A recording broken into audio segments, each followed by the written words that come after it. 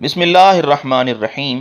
جامعہ بن نوریہ کراچی کے مفتی صاحب کے پاس کسی شخص کا یہ مسئلہ گیا کہ میں معاشی طور پر بہت تنگ ہوں، میرے لیے کوئی وظیفہ تجویز کر دیجئے۔ مفتی صاحب نے یہ 4 باتیں بتائیں۔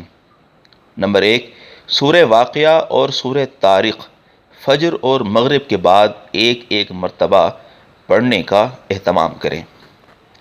نمبر 2، فجر کی نماز کے بعد 70 مرتبہ پابندی سے یہ آیت پڑھا کریں، انشاءاللہ رزق کی تنگی سے محفوظ رہیں گے۔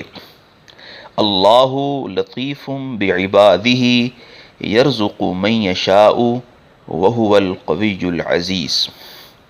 نمبر 3، ہر نماز کے بعد 7 مرتبہ اور چلتے پھرتے درج ذیل دعا کا اہتمام کریں۔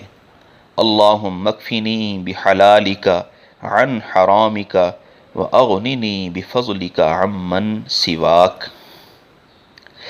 اور فرمایا کہ حسب توفیق صدقہ نکالنے کا معمول بنا لیجئے، اگر پہلے سے معمول ہے تو اسے جاری رکھیے، اور بہتر یہ ہے کہ صدقہ یا تو دینی طلباء پر خرچ کیجئے یا اپنی ضرورت مند بہنوں پر، انشاءاللہ اللہ رب العزت آپ کے مسائل حل فرما دیں گے۔